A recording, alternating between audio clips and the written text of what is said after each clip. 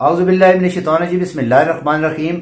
ناظرین و سامعین، سیاسی و سماجی کارکن راجہ سلطان وحید کے ساتھ میں ہوں آپ کا میزبان ہارون تنولی۔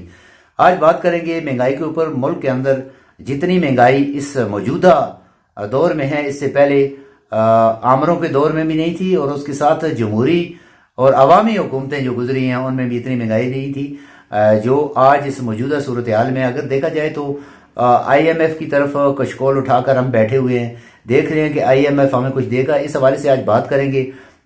سینئر سیاستدان ہیں راجہ سلطان وحید۔ سلطان صاحب، آپ ایک سماجی کارکن بھی ہیں، مختلف آپ کا سیاسی ایکسپیرینس اس حوالے سے بہت زیادہ ہے، کیا کہتے ہیں آپ یہ جو مہنگائی کی شرح ہے اس وقت جو جا رہی ہے؟ بسم اللہ الرحمن الرحیم۔ آپ کے اللہ آپ کو عزت دے، آپ نے جو بات کی ہے یہ دل کی بات ہے۔ دن کو بیٹھتے ہیں، رات کو سوتے ہیں، بار بار خیال آتا ہے، لوگوں کے حالات دیکھتے ہیں، اپنی عورتوں کو در بدر دیکھتے ہیں، لائنوں میں کھڑی آٹا لے رہی ہیں، سبزی لینے کے پاس پیسے نہیں ہیں، دالیں مہنگی ہو چکی ہیں، گوشت غریب کا بچہ کئی ماہ دیکھنے کو ترس رہا ہے۔ ادھر سے بات کر رہے ہیں کہ ملک کے اوپر اتنا لون ہے، آئی ایم ایف والوں نے پریشر ڈالا ہوا ہے۔ مجھے ایک بات سمجھ نہیں آئی کہ جنہوں نے ملک کو لوٹا ہے وہ مال واپس کر دے۔ مال تو ملک کے اندر ہے۔ یہ جتنے ظالموں اور غاصبوں کے ملک بنا تھا میرا لا الہ الا اللہ کے نام پر، آگے چڑھ گیا ان ظالموں کے آگے کہ اس ملک کا تمام مافیا جو ہے وہ اوپر نیچے، کبھی باپ آتا ہے، کبھی بیٹا آتا ہے، کبھی بیٹی آتی ہے، کبھی پوتا آتا ہے، یہ چند خاندانوں کے پاس سارے کا سارا مال موجود ہے۔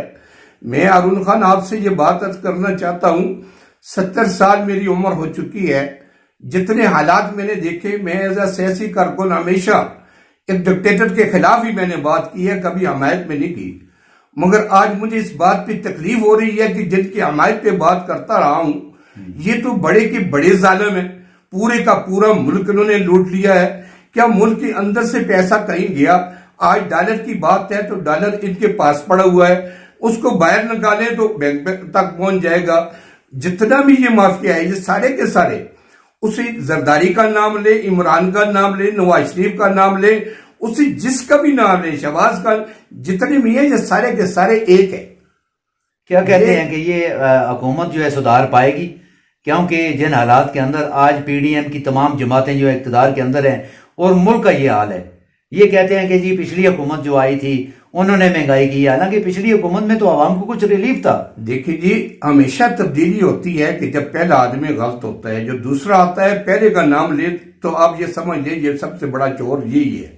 جیسے اس سے پہلے پرائم منسٹر تھے، ان کا نام لیتے تھے، اب یہ آئے ہیں ان کا نام لے رہے ہیں۔ ہمیں تو یہ بات سمجھ آتی ہے جیسا وہ تھا ویسے یہ ہے، یہ تو اس سے بھی زیادہ۔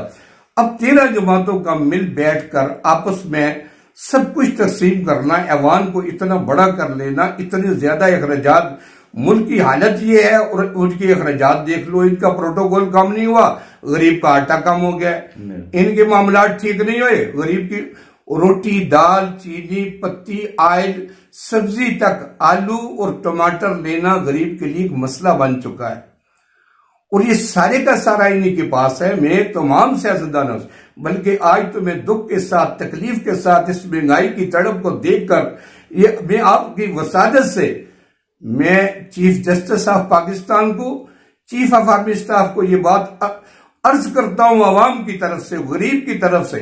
میں خود غریب ہوں، لہذا میں غریب کا احساس میں اس لیے کرتا ہوں۔ شہباز شریف کا بیٹا غریب نہیں ہے، اسے کیا پتا ہے غربت کیا ہوتی ہے؟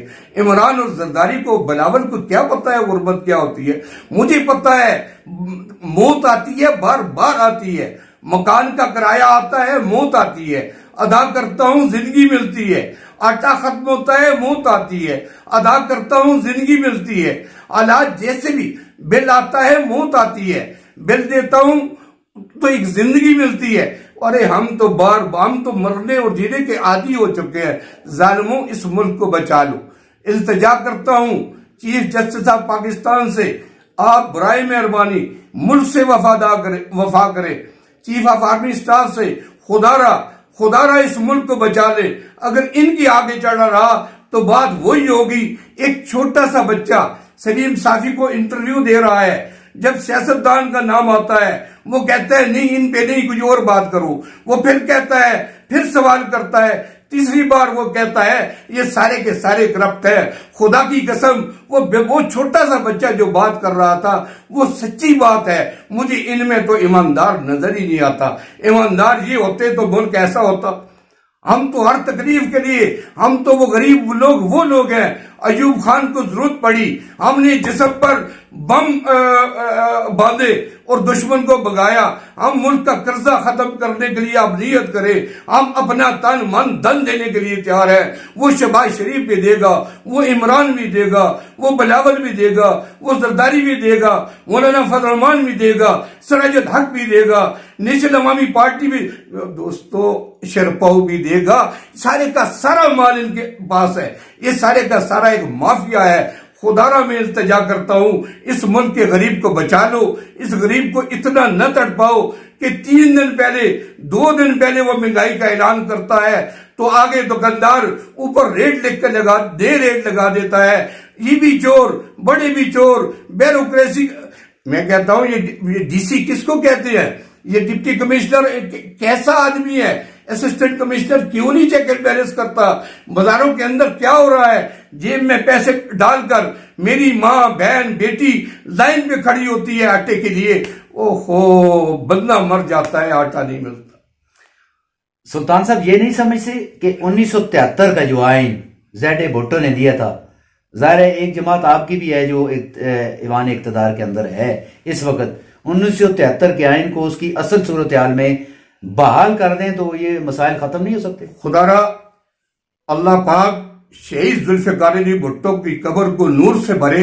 جو دستور و آئین اس نے دیا تھا بالکل شریعت کے مطابق تھا، آج اس کو اسی حالت میں نافذ کیا جائے، یہ ملک کے لیے اتنا فائدہ مند ہوگا۔ ہر ایک، ان کے پاس تو کوئی دستور ہی نہیں ہے، یہ تو اپنا سب سارے کے سارے ایسے بدماش ہیں جو بات کرتے ہیں، کہتے ہیں یہی ہوگا۔ ملک تو دستور سے چلتا ہے، آئین سے چلتا ہے، قانون سے چلتا ہے۔ عدالتیں مجرم کو بلا رہی ہیں، آ جاؤ آ جاؤ آ جاؤ آ جاؤ، 10 منٹ اور 20 منٹ اور۔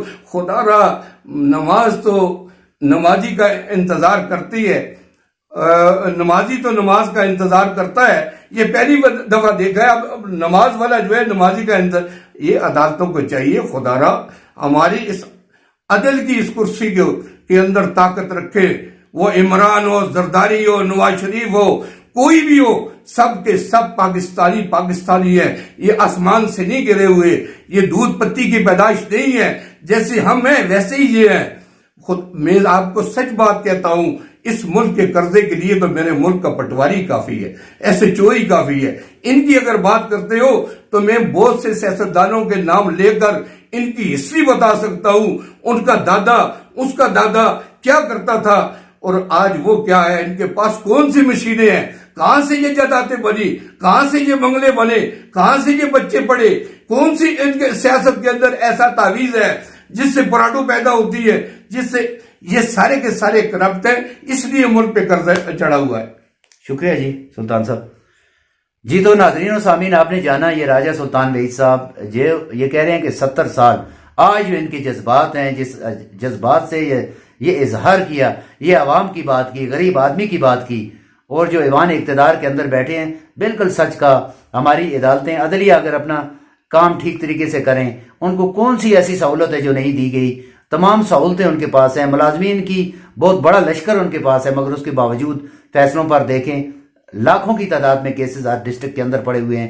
اسی طریقے سے دیکھیں دیگر جو آلات ہیں، ایک بیوروکریسی کی بہت بڑی فورس ہر ڈسٹرکٹ کے اندر ہے، مگر چیک اینڈ بیلنس کا فقدان ہے۔ مہنگائی تو تقریباً 5 دن قبل ہوئی، مگر یہ جتنے بھی شاپ کیپر تھے، دکاندار تھے، انہوں نے پرانی جتنی بھی سامان ان کے پاس پڑا ہوا تھا ان کے اوپر نئی ٹیگنگ کر کے وہ فروخت کر رہے ہیں، کوئی ان کو پوچھنے والا نہیں ہے۔ آج بالکل انہوں نے جو اظہار کیا، یہ ایک 70 سال ان کی ایج نہیں ہے، اس اظہار سے یہ لگتا ہے کہ یہ ابھی نوجوان ہے۔ کس وجہ سے؟ کہ اس قوم کے غم، درد، دکھ، اس کے لیے یہ ظاہر سیاسی کارکن جو ہوتا ہے وہ کسی بھی جماعت کا سرمایہ ہوتا ہے، مگر سیاسی کارکن کو یہ اختیار بھی ہوتا ہے کہ وہ اپنی جماعت کے اوپر بھی تنقید کر سکے، جس طریقے سے انہوں نے کی، کیونکہ پی ڈی ایم کا ان کی جماعت بھی ایسا ہے۔ مگر سب سے بڑی بات یہ ہے کہ عوام کے لیے وہ بھی کچھ نہیں کر رہے ہیں۔ اگر یہ سیاستدان جتنے بھی اپنا پیسہ بیرون ملک سے اس پاکستان کے اندر لے آئیں تو ملک جو ہے خوشحال ہو سکتا ہے، IMF کے آگے ہاتھ پھیلانے کی ضرورت نہیں پڑتی۔ تو پھر ملتے ہیں ناظرین کسی نئے پروگرام کے ساتھ، تب تک کے لیے اجازت دیجیے، اللہ حافظ۔